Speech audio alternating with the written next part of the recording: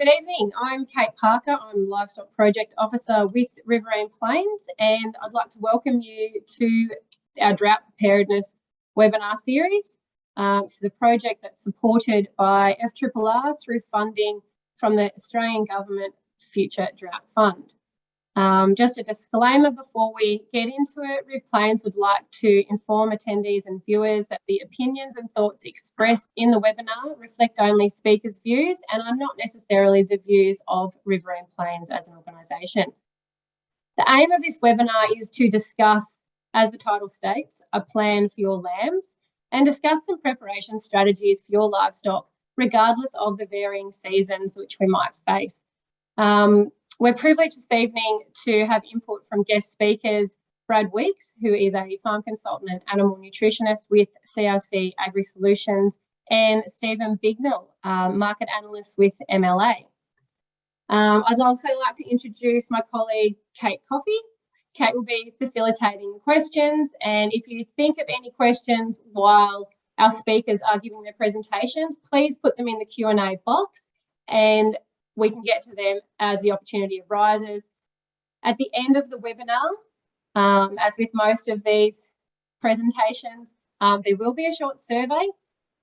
It'll only take you about 5 minutes to fill out. It'll be greatly appreciated, and the little link will come up on your screen when the webinar ends. So if you can please fill that out, that would be great.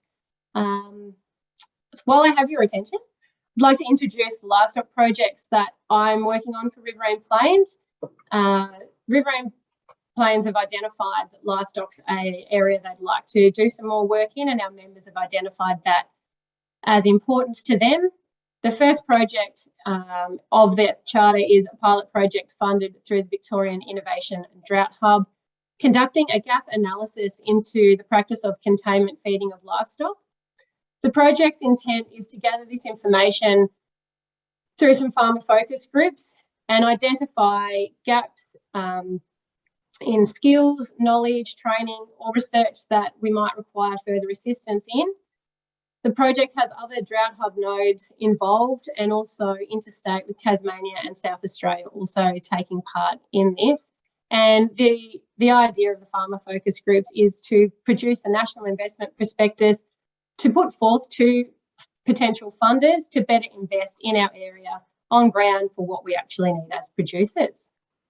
Co-design of these projects is very important to us, and by allowing the other states and the other nodes to feed in their information, we're ensuring that the information is relevant to more than just the Riverine Plains region and really has a national focus on our industry. Our farm focus groups are happening very soon, so if you would like to take part in them and learn from other farmers' experiences, please get in touch. These groups will have the first opportunity to follow through the project and be involved in the further triggers and pasture monitoring subjects, which will form part of the next project. And I think that's it, Brad. I think we might come over to you. So thanks for your patience, everyone listening. Without further ado, I'd like to introduce our first speaker, Brad Weeks.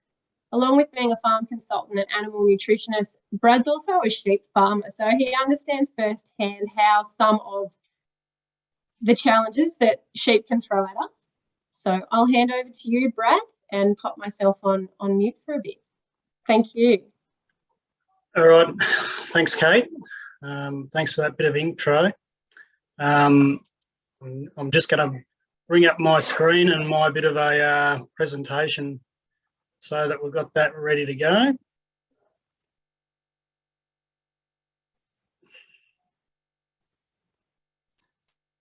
Everyone can see that. So yeah, look, everyone, yeah, obviously my name's Brad Weeks, and yeah, work for CRC Agrisolutions, which is, yeah, funny in that it's actually probably more a dairy consulting company, and obviously consult nutrition, but finances and animal health and all sorts of bits and pieces. Obviously, we still do a bit in the beef and sheep side of things. So, yeah, probably people thinking a little bit weird that I'm giving the presentation, but at the same time, I've probably got a fair background in the sheep in that, yeah, I am probably a part-time sheep farmer as well. obviously, yeah, grew up on a sheep farm, and yeah, can't get that out of the system. So I've also probably, just for a little bit of background, probably spent 10 years at a copper feed mill, whereby I was the nutritionist designing all the rations. So we went through a fair period there where we put together sheep rations and lamb feedlot rations and bits and pieces. So yeah, been through a fair bit of it. Obviously, yeah, so I'll give you a little bit of a rundown tonight, but hopefully it won't be just all theory, but a bit of practical stuff as well. So probably just in the slide, not everything can be perfect. So yeah, in sometimes what you say and what you'd like to be done doesn't quite work out on farm, but obviously that's the end point for me, is having finished lambs ready to go. So obviously it takes a fair bit to get them there. Just to give you a quick rundown on what I'm going to talk through today, is I'm probably not going to dedicate everything to drought feeding, in that, yeah, today, you know, I look out the window and it's been raining and it's green, and I've got other issues that I'm worried about. So I'll talk a little bit about that. We'll have a look at the feeding requirements, a little bit further outlook we'll go in terms of if things turn dry, and then what we're looking to do when we get in the thick of drought and we're contemplating feedlotting or containment areas.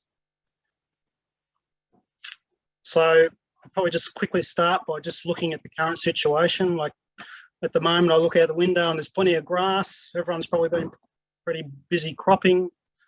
We've been lambing, and you know, it's a whole lot easier to be lambing on grass. So while that's all good, you know, the prices are reasonable. The grain price has obviously spiked a bit, so probably dampens about, you know, how much grain we may well use in the future. But no doubt all this will change at some point in the not too distant future. Hopefully longer term will be better, but it'll happen at some point. So I guess this is the picture I look out on and I go, well, you know, it was probably a question I was going to pose to people. It's a bit hard for you to answer, so I'll probably answer for you. But, you know, why would I be feeding grain, you know, through a feeder when I've got green grass and lambs at foot? And look, the main thing is that this is the peak energy demand on this ewe. So pretty much I'm going to do everything I can to make sure this ewe transitions through lambing without any deficiencies in energy, basically. By doing that, hopefully I'm maximising lambing percentage, avoiding the dreaded preg tox. So we all know when we get an animal go down with preg tox, pretty damn hard to deal with, and I'm pretty sure whatever you do just doesn't work sometimes.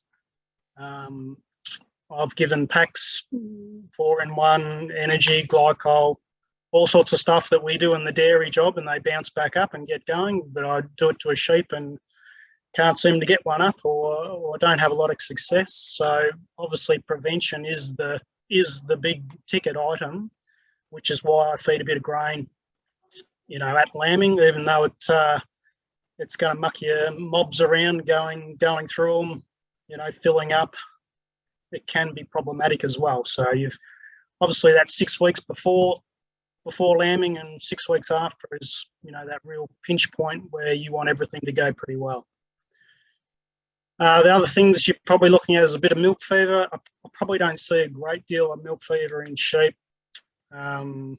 It's more so probably a dairy scenario, and even in the dairy scenario, we try and limit calcium intake and get them to draw down on their own calcium in their bones before they start to have their calf.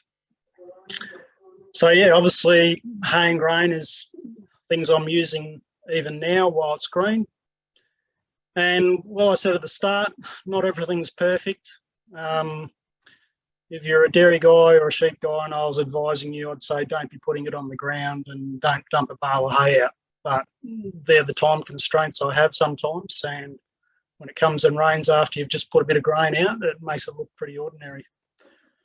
But even, yeah, if I was looking at a dairy scenario as well, a bale of hay there would be at least a 30% wastage. So obviously racks and feeders and things like that is a bonus if you've got them and can use them successfully.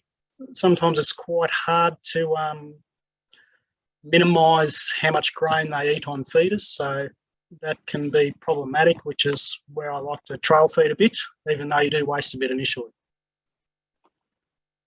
Probably the other reason I'd use grain and hay is just obviously strategically when you're getting short of grass. But you know, some people will say, "Oh, but you're substituting grass." Well, look, I probably know that the stocking rate's a bit high, and I'm going to use the grass. It's just trying to build a bit of a wedge with that grass through the use of grain and hay.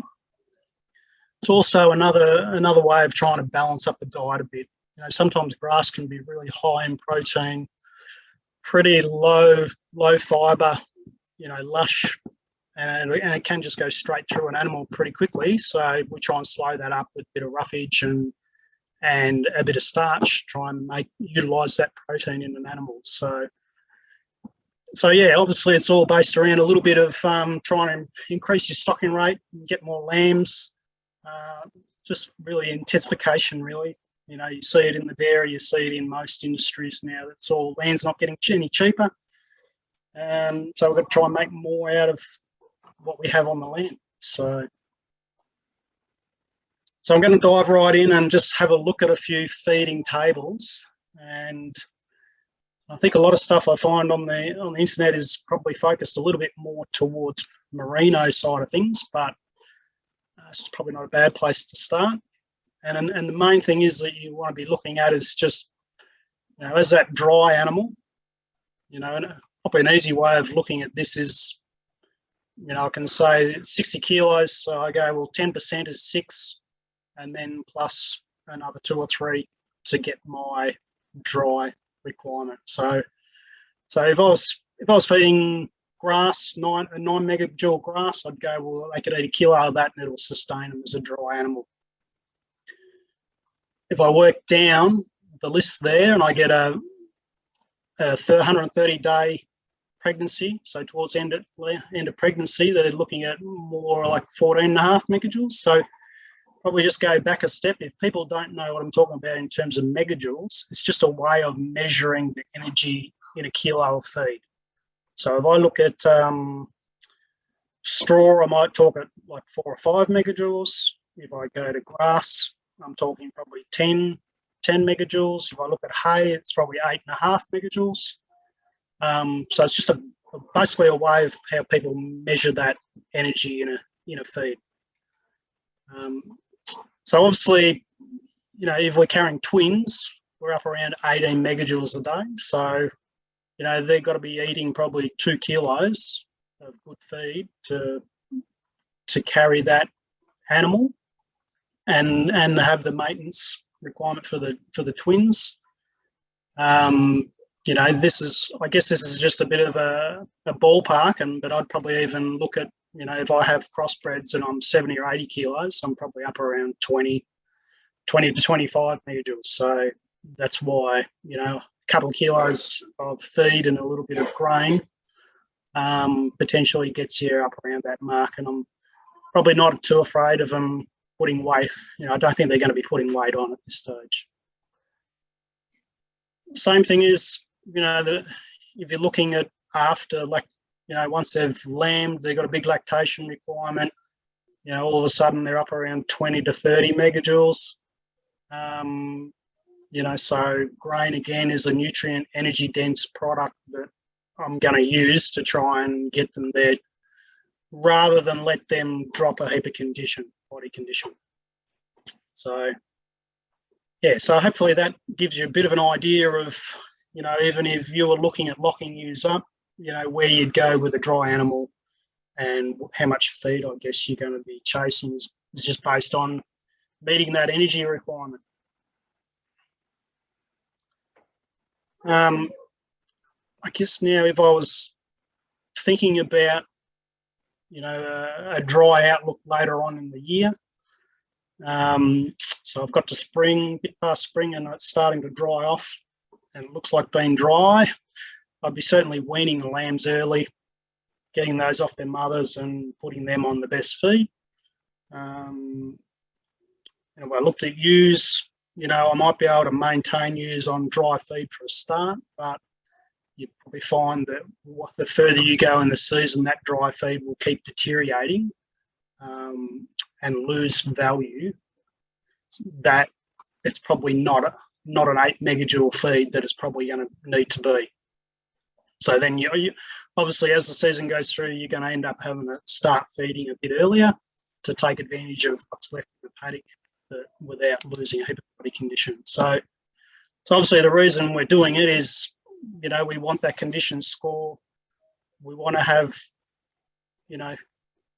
good reproduction rates and maintain good performance with that animal. So, it is more expensive to actually build body condition than losing it. So it costs me more to put a body condition on than the energy I get out of it when I do lose it. So obviously losing body condition you don't want to do too much of. Same reason, if we thought, the ewes, we are heading into drought, well then, we've got to start focusing on, what stock we're going to feed, whether we're getting rid of some stock, whether they've had poor repro, other problems, they're old. We've just got to reduce some numbers and carry through our core stock. That would be a fairly major priority before we venture down the way of feeding. I'm actually just going to flick to a ration here just to give people an idea if they were looking at drought feeding. So I think you can probably work this out, but pretty much, for a ewe maintenance of 70 megajoules, I'm saying it's 10 megajoules a day we actually want, and for the week it's 70 megajoules is the aim.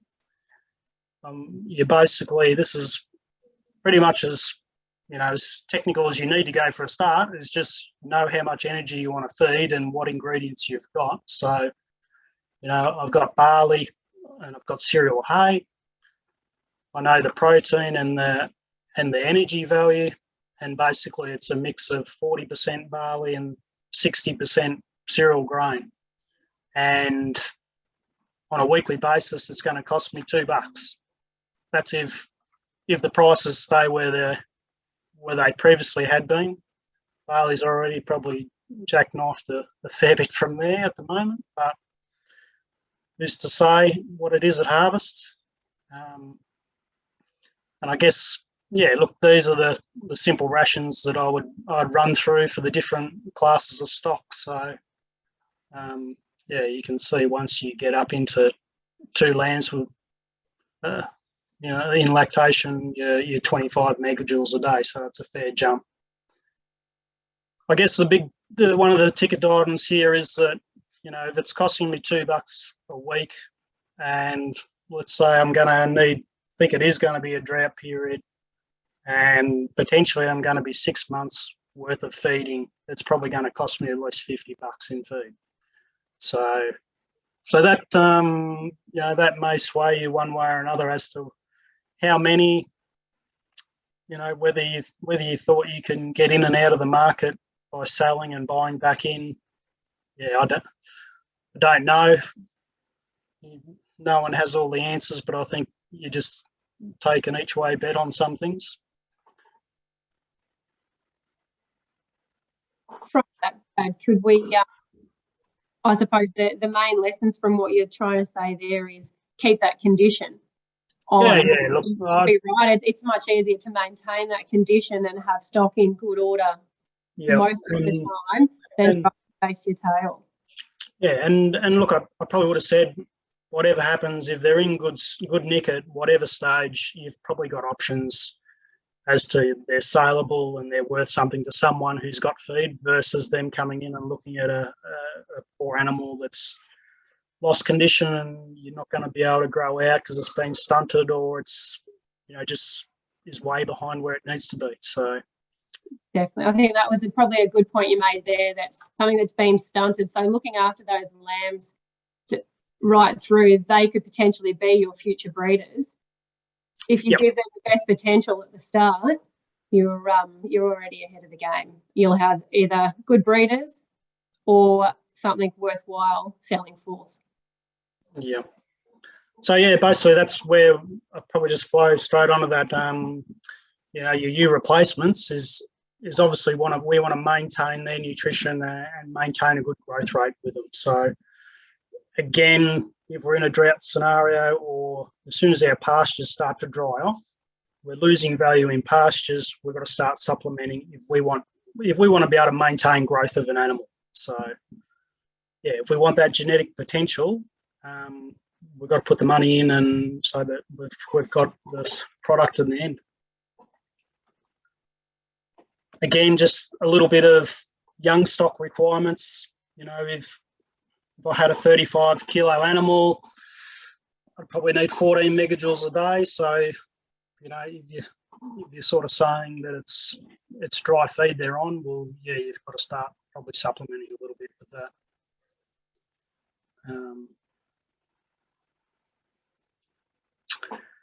Probably another thing that, you know, I probably do it. Well, actually, I regularly do it with dairy guys. We're looking forward 6 to 12 months. It's the same with myself and any sheep guys. I would have thought if you're looking forward, you know, 6 to 12 months looking forward, and we're taking out a bit of a risk option. So for myself, you know, I'm probably taking out 60 to 90 tonne of grain, and I've probably only got 500 or 600 ewes. So it's a reasonable amount of grain. If I use it, I use it. If I don't, well, then I just sell it on sell it and trade out of it again. So it's probably just covering a few bases if things end up going that way. If you live in a chuka, it's reasonably dry at different times. So I guess that's why we end up. I go that way. Obviously, purchasing. You know, I try and purchase it during those harvest peak periods where people are trying to get rid of the grain, and then matching obviously dry feed, stubbles, supplementation right through to lockup. You know, where you can start feeding way back while they're on dry feed. You don't need to lock them up straight away, but it's just a progression so that then you can go into that lockup if need be. And it might be useful for you as well. You know, it can be as simple as, you know, I just do a little spreadsheet where I start in, for some reason I start in October because I think, well, that's as soon as when my pasture starts to go off. But, you know, I'll work through and say, well, look, I think I'm going to be feeding 3.5 kilos every day per animal, and then possibly bumps up a bit later when they get closer to lambing. And it's just a spreadsheet working out, well, how many tonne a month of grain am I going to be needing? And let's say for 600 ewes, I'm saying, well, look, I need close on 60 tonne if I happen to need to feed that sort of levels. And probably the same with hay. Not saying you need to do that. It's probably, you can go harder on grain or harder on cereal hay. It's probably just up to you as to how confident you want to feed and how much grain you want to feed and which is better value. So yeah, probably looking back in different droughts, it probably ends up being that you can get grain, whereas sometimes forages are the tough part to get. So, you know, if you have some sort of feeding situation, you'd be wanting to feed 10 or 15, 20% roughage in the diet. So yeah, it's not a bad way of just predicting what you're going to use. Whether you're going to use it or not, it's time will tell, but it just gives you a bit of a head start so that when you get 3 months into feeding and you're thinking this drought's going to go longer, well, then you go out longer and start purchasing out further. I think I'd say most people probably have fed before, so probably not going to talk too much about the diets, other than, yes, you need to do introductory periods to grain. You can get, obviously, grain poisoning if you go too hard. There's buffers you can use to try and manage that.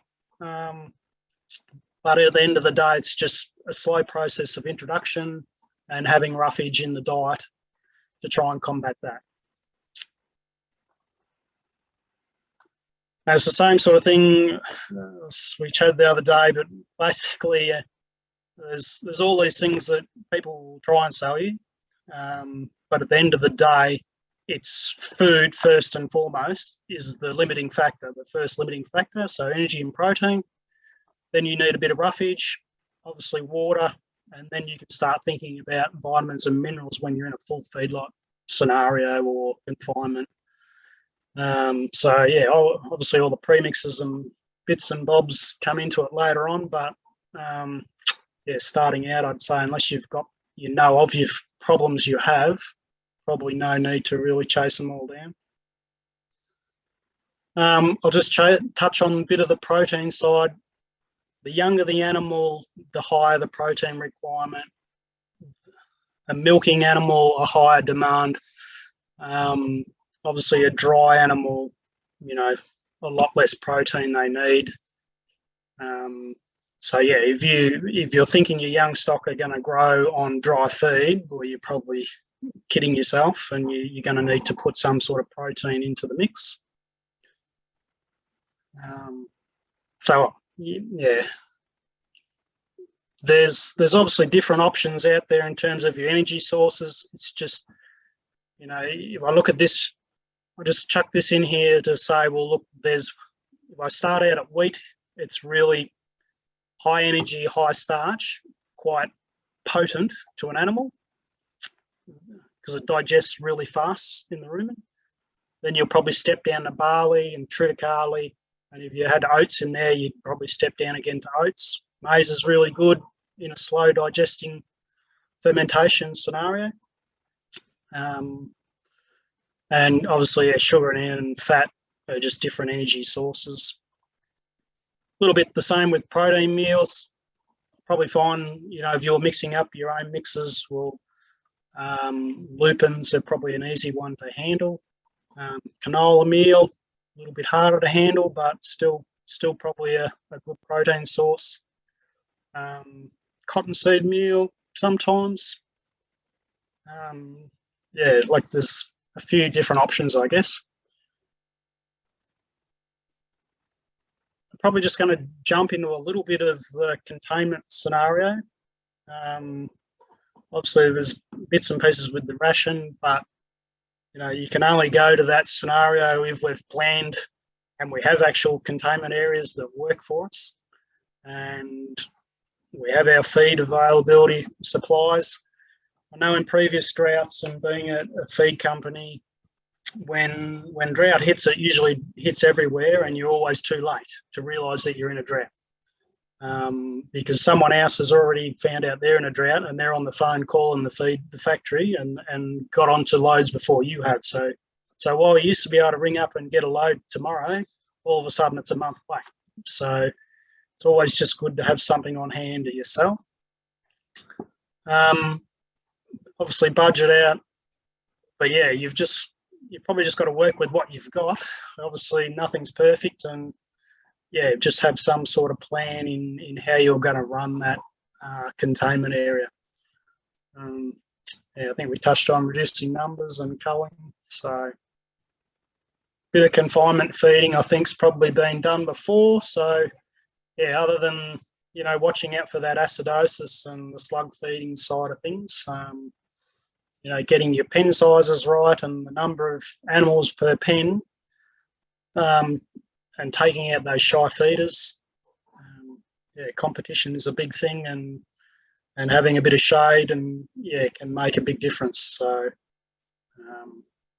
all just elements that once you get to that point of confinement feeding is probably useful just to think about. Probably jumping around a little bit, but I'm probably just going to talk a little bit about the lambs. So if I jump back right to the start where we were saying we've got lambs. As a young lamb, they are the most efficient at converting. So you'll get the most efficient conversion rate out of a young animal. So that's the time when you focus the most on them to put the best feed into them and achieve good growth rates. You know, the milk side of it from the animal is obviously where I'm trying to push the mother to give as much milk as possible to feed that lamb and get it off to the best possible start. In doing that, we're using grain. We're also at the same time imprinting, you know, with that lamb, that if I want to go feed that lamb later on, it already knows what grain's about and will hopefully pick it up straight away and start eating grain because it's seen its mother do it and possibly had a go at it already. Even to the point where it'd be, and you can do it, you can obviously put a little restrictor in there so that the ewes can't get to that feeder, but your lambs can. And, you know, so as the lambs get bigger, it'd be nice to be able to let the lambs through and pick away at grain while the ewe can't. So, yeah, obviously from that, just weaning early and trying to get, you know, target the best quality for those young lambs. I think Stephen will probably touch on this enough. So I'm just going to say you just need a bit of a plan to know what you're trying to target. You know, while things are all looking great and you've got plenty of feed, well, yeah, you can carry them through and get them bigger. But, you know, sometimes, you know, selling as a sucker is just as good as selling an export one down the track when you've got a fair bit of feed in it. So probably just worth knowing what you're trying to target, whether you've got a contract at the end or you're just happy to play the market. Obviously, a bit comes back to whether you got the grass, and look, if things turn dry and you're heading into a feedlot scenario, you've done all that scenario as well. So obviously, yeah, that bit of a price outlook, you know, if we're feeding grain, what the grain prices are doing versus what our meat prices are doing. Then you throw in COVID and workers this year and the last couple of years, you know, has made feedlotting and things pretty hard to manage and even know what's available to do. So I'm probably just going to touch on this a little bit as well, is that I'm just going to show you a little scenario that actually has happened to me this year, in that probably like everyone else, didn't quite finish lambs off the way you'd like early, so you end up thinking, oh, well, I'll just carry them through because I've got plenty of feed. So then you get to a point where you end up feedlotting. Yes, I've still got paddock feed in the scenario, but it's probably costing me, you know, $240, $250 a week. So if you did it over 500 lambs, and let's say I did it for 8 weeks, you know, I'm making a margin, and it all looks good if my price per kilo was the same. So you can do all these figures and you go, yep, it all looks good. But if all of a sudden you start selling them for $7.50, we're not making anything out of it. So at the start, maybe that 22 kilo carcass lamb was $190, 180, 190. And then by the end of it, I'm saying, well, look, you know, you're feeding it and you're thinking, well, it's going to be worth $240, $250. And then all of a sudden the market just drops because they can't get workers and you can't get space in the abs, and you go to the markets and they haven't got a lot of demand. You're a bit of a price taker, I guess. And obviously that's where contracts come in. But yeah, I guess if you go down that path, you obviously got to have a bit of an each way bet. But we're not going to, potentially you're not going to make money every time feeding. So, you know, maybe back at the start, you cut your losses a bit earlier and you unload, you know, earlier if you think things are going to be tighter. But you never know what's going to happen. A good point there, Brad. That's right. Hedging your bets. And definitely you touched on that a few times about having that plan about the expense that you put in and and is the return going to be worth it regardless of the season, whether it's going to be too wet or too dry, what it's going to throw at you, and then obviously bringing in the joys of the market that you may have to be dealing with at the time, and really understanding that cost-benefit analysis of, is it worth feeding all of them now, or is it worth only doing some and taking that market value and storing some grain for the next lot, or for perhaps keeping the ewes going and that core stock.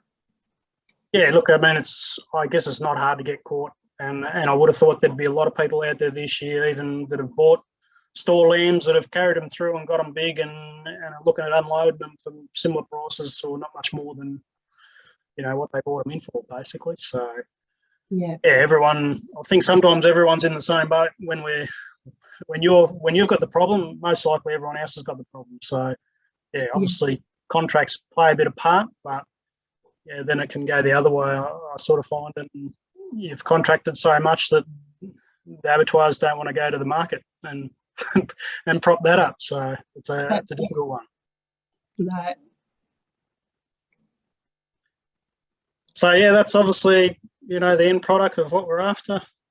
And probably just, yeah, summing it up, you know, if we're looking down the barrel of a bit of drought and dry weather, you know, just working out what stock numbers and what animals we're going to feed, and being fairly ruthless before we start. You know, you set those rations in what you think you're going to be feeding, and hopefully you've made a bit of start on that back before the droughts, so that you've feed budgeted it out, and you've gone and been proactive to start buying in some of that grain. Whether you use it or you don't, you've still got the option to sell. You know, you develop your own little feed budget. You know the tonnages you want. Get in early and start sorting yourself out. And yeah, look, you know, sort of plan for that poor season, you know, rather than thinking everything's going to be rosy, I guess. Yeah, that's where I'd aim for. Thanks, Kate. No, that's great. Thank you very much for that. And I think that was a great wrap up. That's right. Dependent, be prepared, have a plan, and either way you can alter that if need be with the season. But at least have a plan. I might just throw to Kate for some questions. Yep. Thanks, Kate. Brad, did you just want to stop sharing just so we can? Yep. I think, yeah, that'd be great. Thanks, Brad. That was really interesting, just to get your perspective on that feeding. So we do have a question. So the question is, what do you consider to be a key trigger to identify that poor season? Look, I'd love to have the magic wand as well, but look, I guess you've got to follow the weather a bit, and there is some, you know, good information coming out. They can forecast a little bit down the track and say whether we're having El Ninos or what not nowadays. I'd probably say if they're starting to talk it, you know, just prepare for it, whether it actually is going to happen or not. I don't think anyone gets it right 100% of the time, but, you know, if I'm half planning for it, that's I'm halfway there, I guess. Thanks, Kate. That was just the one question for the moment. That's great. We might, while we've still got some time, we might throw over to Stephen for his presentation. Thank you very much for that, Brad. And maybe a few people might think on that and have some questions. If anyone has questions at a later date, by all means, get in touch, and we can also help find the answers for you. If you actually, Kate, I just had one for Brad. Just as I was thinking while he was talking. So, Brad, a lot of our farmers are grazing their sheep on like wheat crops and barley crops that are just basically coming out of the ground now. Like they'll be grazing them probably soon. What sort of considerations do those farmers need to make if they're putting sort of like lambing sort of ewes onto those sort of early, you know, wheat and barley crops? Yeah, look, I mean, they're going straight onto crops that are, you know, 6 inches or more high, they're probably going to have a fair reasonable amount of nitrogen in it. So if they've been on green feed before, it's not as big a deal, but if you're swapping straight onto that, you'd want to transition them onto green feed. Again, some of those crops can be pretty lush and low fibre, so I'd definitely have some cereal hay out just as a bit of a fibre source, just allow them to pick at that. Yeah, and it's going to be pretty good value. So yeah, I guess you can get in, pick it off, and then get out again and let it go. Yeah. Thanks, Brad. That'll be pretty relevant to a lot of our listeners. So I'll just hand back over to Kate. Thank you. Righto. We might, just looking at the time, we might go straight into Stephen now. Stephen's with Meat and Livestock Australia. So thank you, Stephen. I'll let you give a bit of an introduction on you and your role and launch in. Cheers, Kate. There is a question that has come up in the Q&A. Oh, thank you. How much energy would be in a barley or wheat at this early stage, from Michelle? So I think that's for you. Yeah, it would be, it'd have to be 10.5 megajoules sort of stuff. Standing crop, yep. It'd be pretty good stuff. Awesome. I will kick on. Cheers, Kate. I'll share my screen. Brad, really good presentation. Learn actually a lot. Was taking a lot of notes during that, so I appreciate that, mate. That's good. I'll get into mine pretty quickly. Should be in presentation view now. So for myself, it's going to take half an hour. I'll condense that today, and I'll share the slides, Kate, just to share the slides and happy to take any questions. A bit about myself. I'm from a Merino, Dorper, thoroughbred and mixed cropping operation in Kojonup, WA, but I'm working at the market information and manager at Meat and Livestock Australia. So our team look after everything. We're not the NLRS that collect the data, but we're the team that turn that into the insights, and we look at sort of the short term. We do sort of weekly EDMs on pricing, and we look through everything in that sort of supply part of the supply chain up until the processor and production. Today I'm going to cover bit about prices, a bit about our projections, and then move on into just a little bit. We do an AWI MLA sheep meat and meat sheep survey that gauges intention, and I think that's a really good barometer of what farmers are thinking of doing. And also in that it does look at if farmers are looking to finish animals off on feed at lambs. So this is just the macro slide to start off with that shows sort of what's happened the last 2 years and some of the trends. And we've had a lot of records. This is the Eastern States Trade Lamb Indicator across the last 3 years. And you'll see we've just hit some absolute record prices 2020 when that drought broke. Since then, the price has remained relatively high in historical terms, but we are hearing, we do get a lot of questions around, if the market has eased on 2020 levels, what's going to happen? We do get to it in a later slide, but we do look at sort of there's been some structural changes, and we saw some enormous growth in sort of 2019, 20, but we are now operating at an elevated level.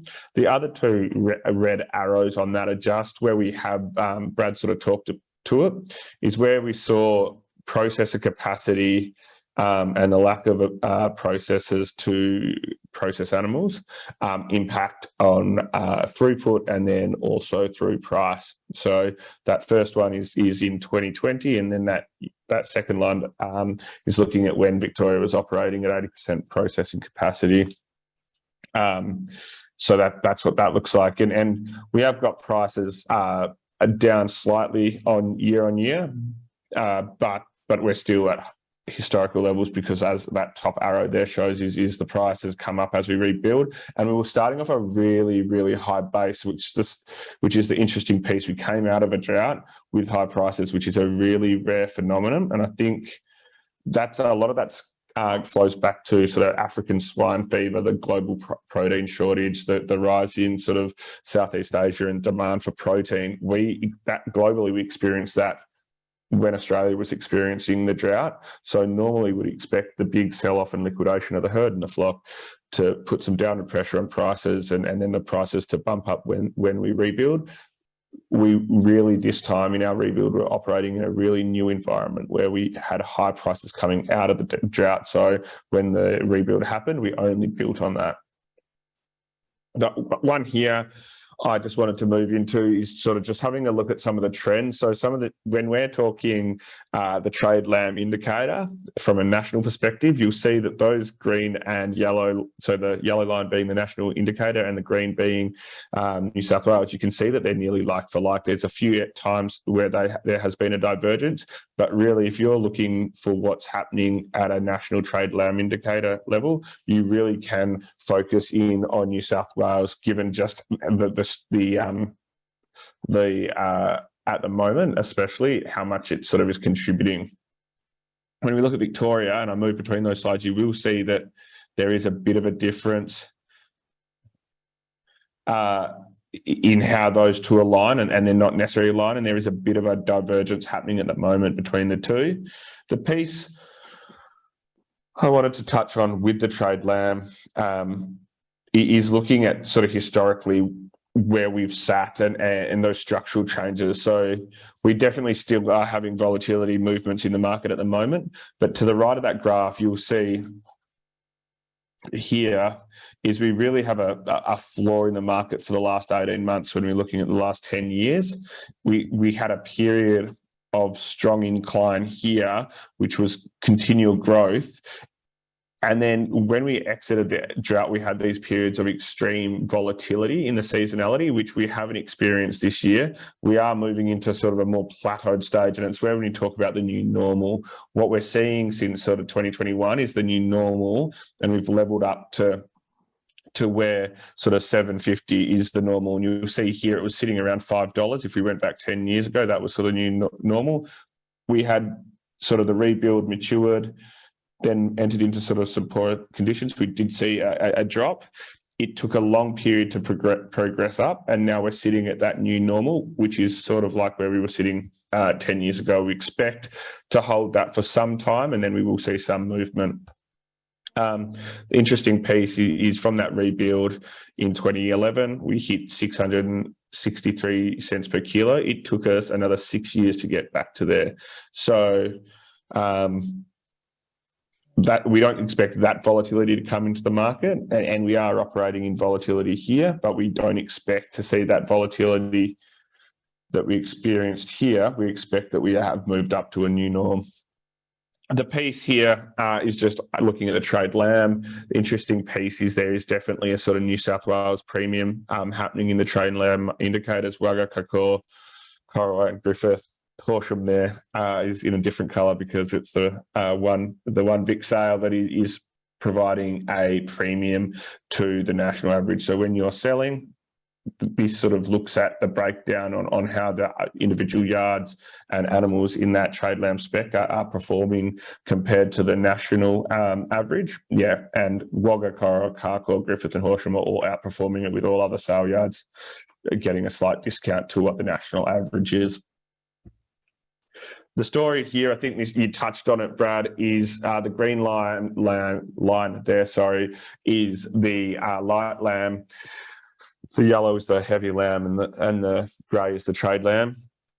Again, this is just back the last 3 years, a lot of synergies, but you'll see to what Brad discussed is in 2019, we were obviously in a drought. A lot of those lambs were lighter and we were getting a significant discount. So we moved into sort of the end of 2020, we did see a premium for them because there were more lambs. 2020 was a good season. Moving into 2021, it is that supply and demand piece where in improved seasons, we're not seeing the heavy lambs get the premiums that they were when a heavy specimen is sort of in lower supply. So I suppose that's the decision that, Brad, you put forward. It is for someone selling, they've got to understand in a drought, are they going to sell lighter where there is more light animals around it and take that discount, or do you feed and do the sums on what the cost is going to be and feed out to those heavier weights in a period of drought like we see here, at the left of the graph and sort of, yeah, cash. You've got to do the sums on your own property, but see if as those premiums for heavy lambs increase in drought periods, if you want to feed out to those weights. The trade lamb, sorry, it did skip through, is the trade lamb has a 750 new normal level there since 2019, really, and definitely hasn't fallen below it in the last 18 months. Interestingly, it's getting to the similar. It's a similar level when we look at the heavy lamb at the moment. So that's the new normal that we talk to. And if you want a reference point for the last 18 months, that 750 mark is the new reference of where price lows have sort of hit. So that's sort of been the last 18-month benchmark. If people are talking, that obviously closed in on 1,000 cents there, but the new benchmark in terms of if we're looking at a floor in the market has been that 750 mark. This just again looks at those peaks and troughs that we saw in rebuilding drought periods that you talked about, Brad, where we can see the premium for the heavy lambs get quite significant, and whether producers want to chase that or produce a product that is more common in the market in the drought, which will be those lighter lambs. The piece I wanted to touch on just recently, looking at heavy lambs, is the power of Wagga. Wagga increased, I'm going to sound contradictory for the next section, but Wagga increased yardings 6,000 head and went up 60 cents. So that's why we've seen this increase here. If we look at the right of the graph, we've also started to see a few light lambs come through, which are commanding a premium. They've sort of jumped up in the last week, actually 100 cents per kilo. So we're starting to see a few light lambs come through. So that's where we're seeing that kick up in the heavy lamb price, because there were some young lambs getting some of those young lambs meeting those heavy lamb specs. We're also seeing some really, really heavy and good quality lambs over 38 kilos come through the market. That's really pushing up that indicator at the moment. The piece I'm going to get to is sort of the situation going out for this year is looking at where yardings are, where prices are, and what that means for sort of the next 3 months. So as you can see there, if we look at yardings, they've fallen down definitely from 2020 and 2021 levels across both Victoria and New South Wales.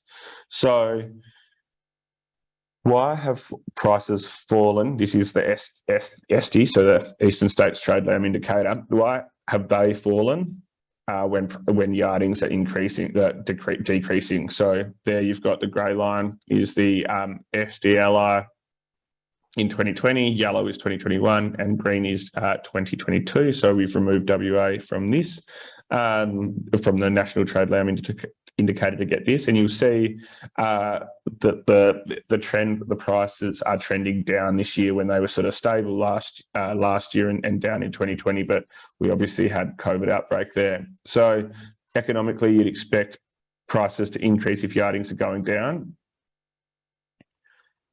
And this just looks at the trend at a New South Wales and national level.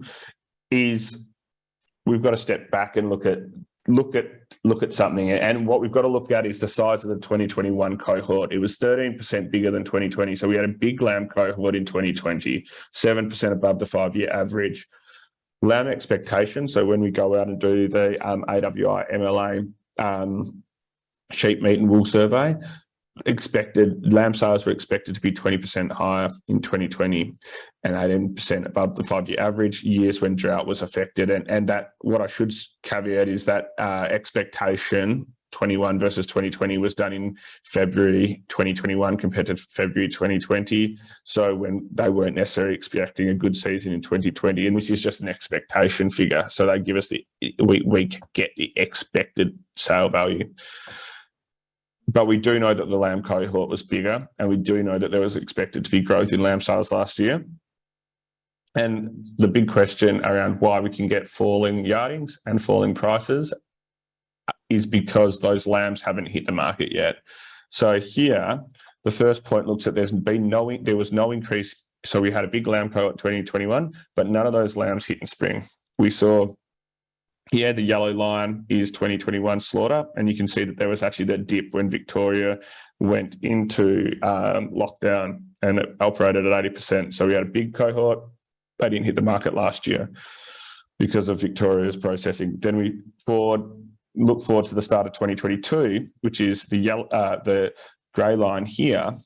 And because we had COVID in New South Wales, Victoria and the likes, we didn't get off to a great start here when we would normally expected the seasonal peak seen there in the yellow and green. So a lot of those lambs didn't hit the market when they would have expected. Then in April, we had, for the first time, 3 short weeks in a row because Anzac fell on a Monday. So there's a backlog of lambs from last year.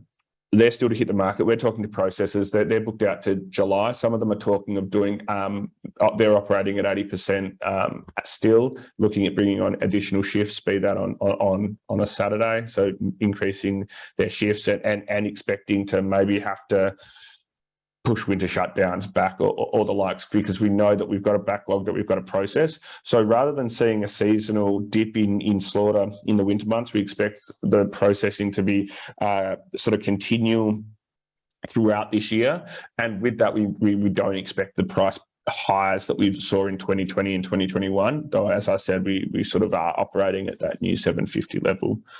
I had projections, mindful of time. I'll share this with you, Kate, and can take questions offline on projections, but I might just close quickly on the regional intention data that we do have, or I can wrap it up. So we get this survey data. We've actually got a survey out at the moment, so I encourage anyone to do it at the moment. The AWI MLA June wave is out at the moment, but so looking at the results from February, which we got in April, is this year, the key figures we sort of look at is total breeding ewes. So at 42.3 million head, that was an extra up at 1 million or 3% on the same time a year ago. So we know we have more breeding ewes. A lot of that, what we could see is with people holding first cross young ewe lambs and actually breeding from them, because what we've seen here, the second line is the merino merino component of breeding ewes has fallen below 75%, and it stayed below 75% for a year. So we know that people are holding on to those first cross ewes and breeding from them, which has been a really interesting trend. You can see there that we've got 93% of people are looking to either increase or maintain their flock, and how they're looking to do that. 35% are looking to retain more older ewes than normal, so cull less. There's probably a question around if that's great for genetics, keeping those culls in and getting an extra lamb. 64 are looking at retaining more replacement ewes, and 30% are looking at being active in that market and purchasing. With lambs and lambs on hand, they're similar to last year. But the piece, we do it by state. And so we have got these data points on a state basis and regional basis, Kate. We can pass these on. It's a interesting piece when we look at expected lamb sales on a regional basis and on the breed. We also have these historical data sets that we can sell. It's interesting that those other breeds coming out of central New South Wales are big. I'm not sure if that's dual purpose. With this survey, we rely on survey data. We do it 3 times a year, and we've got it for quite a long longitudinal period, but we do depend on what a producer puts in. So that central New South Wales other could be dual purpose merinos. Yeah. Even though dual purpose is there, we do find that that's where a lot end up. So we have the expected sales, which is a really good gauge to see where people see the future going, and often we've looked at it historically, it's within sort of 5% accuracy. It just has on a breakdown a basis of what people are doing. So when we saw who was looking at on a national level at increasing, it's 31, but if we look at central New South Wales, it's 36, so it's actually above the national average. Generally similar, doing it across similar ways. 36 looking at retaining more older ewes and the likes. But it is interesting to see that sort of central New South Wales is definitely far more entrenched in increase and rebuild than other areas. And then I thought I'd close out, this is looking at, we also surveyed the number of lambs expected to be fed grain for 35 days.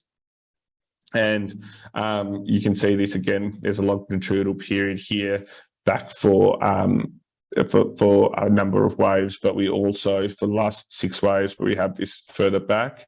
You'll see actually as the percentage of animals being fed grain has fallen as a percentage to the lowest level in the last 3 waves, so the last 2 years. That's just a seasonal condition. So Brad, to your points, I think that containment feeding and feeding on grain is alive and well, but we're just in a period where the seasonal conditions are such that there hasn't necessarily had to be so much containment feeding and on grain. So we have seen that number fall to the lowest level, despite here, if you look at actual numbers, it's not necessarily the lowest number, but there's some longitudinal trends there that we're seeing. But what we do know is that it hasn't fallen below 14% of total lambs sold being on grain. And again, that's probably the benchmark. That's what we haven't seen it fall below in the last 2 years. Sorry, I raced through that, Kate. I can pass this on, but I'm just mindful we have gone over.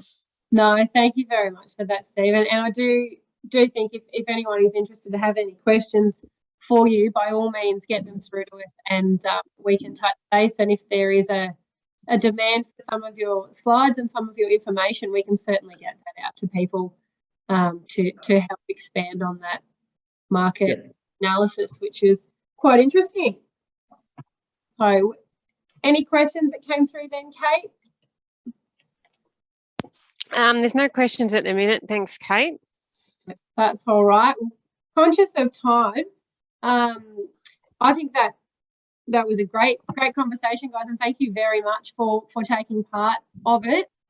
Was there anything I've missed on the drought preparedness side, Kate, that you'd like to comment on, or you think we've covered off on most things? Being prepared, keeping condition, having a plan, preparing for infrastructure prior to any. Yeah, no, I just think it was really interesting. I just picked up on what Stephen said. When you are in a drought, knowing whether you want to target the heavier lamb or the lighter lamb, I think that's something that really struck me is obviously that price difference. So, yeah, I'd be interested whether people have actually taken that into consideration when planning ahead. I think that's a bit of food for thought. But yeah, no, some really great points have come through. Thanks, Kate and Stephen and Brad. Right. Excellent. Brad and Stephen, nothing else for you guys to add? No, it's always that tricky one, whether, just whether the heavier lambs are worth, going for or not. It's like Stephen was saying there now, like there's a heap of lambs to come in, and yeah, they're still, the slaughter rates are down. So they should be a big price, but they're not.